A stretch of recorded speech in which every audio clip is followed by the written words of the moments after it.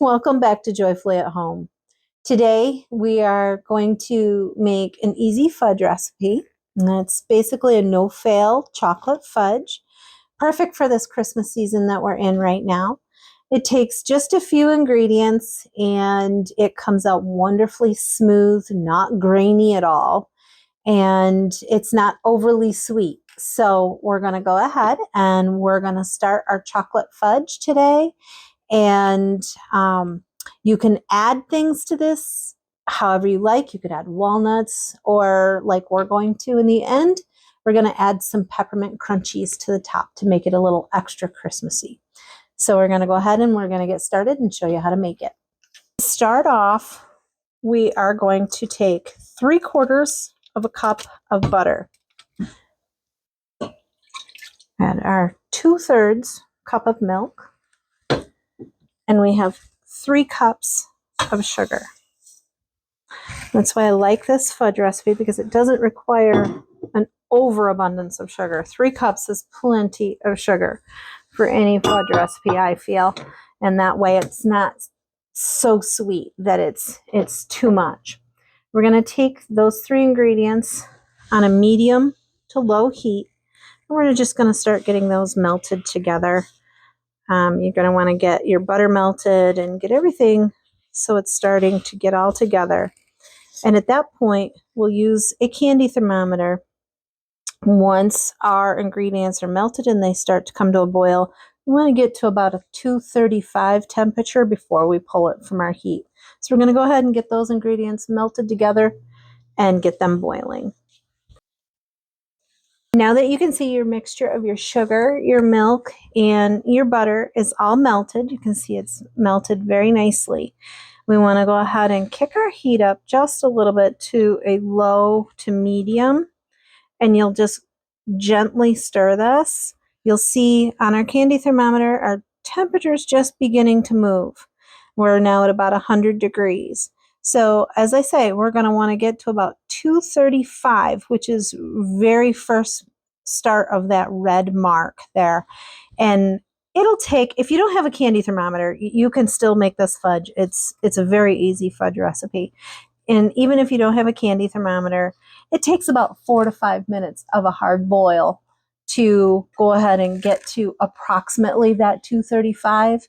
I'm just kind of a stickler for making sure I know exactly where I'm at with it. So, but we'll go ahead and we'll get this boiling and cook this to that 235 temperature, and then we'll pull it and we'll add our chocolate and our marshmallow fluff. Now that our ingredients are coming to a boil, you can see it's a full rolling boil that stays boiling even if I'm stirring, and that's what you would call a full rolling boil. It doesn't change if you stir.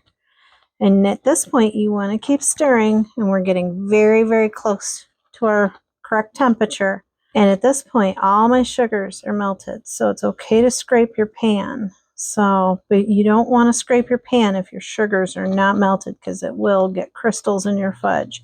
But at this point, everything is nicely melted together. So now that we've hit our temperature, we are going to shut off our heat, and we're going to pull this from the heat. And as you can see, we are right about at that 235. So we're going to take it from the heat, pull our thermometer, and then we can add our fluff, which it's marshmallow fluff. It's just a 7-ounce jar of, I like to use the Jet Puffed, because some of the other brands are actually a bigger jar. This is the perfect size jar for putting into your fudge. You only need 7 ounces, so even if you do have a different brand, and some jars are 7.5 ounces, just leave a little bit in the jar. It's not a big deal. But with this, you use the whole jar. At this point, you'll add a teaspoon of vanilla also. And then you're going to add an entire 12-ounce bag of chocolate chips. These are just little Hershey's mini chocolate chips. I like to use the minis because they melt up a little faster and they stir up a little easier. They don't take as long to melt, and so it gets you going a little faster. And at this point, all we do is stir until this mixture is completely smooth. Doesn't take very long. And at that point, once you get your mixture completely smooth, you can add nuts, you could add raisins even. You could add anything you want to this fudge. And today we're going to just keep it simple and we're going to keep it plain chocolate fudge, but we are going to top ours with some peppermint candy cane crunchies on the top once we put it in our pan. And about our pan, before we get to that point, you're going to want to make sure that you have an 8x8 foil lined pan to pour this into. That's how you prepare your pan ahead of time. And just make sure that you spray it down with a little bit of, Pam or oil spray of your choice, just so it's lightly greased. You don't want it heavily greased or anything like that, but just a little light greasing to your foil.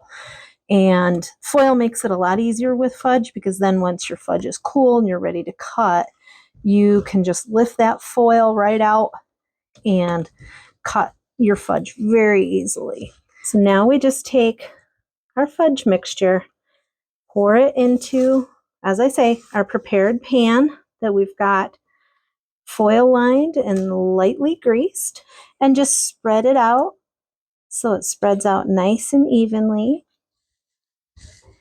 And then what we're going to do is we are going to take some peppermint flavored little candy cane sprinkles. And we are just going to go ahead and put some of these on the top of our fudge to give it a little extra Christmas magic here. Once we have our candy cane sprinkles on here, then we just go ahead, put this in the refrigerator.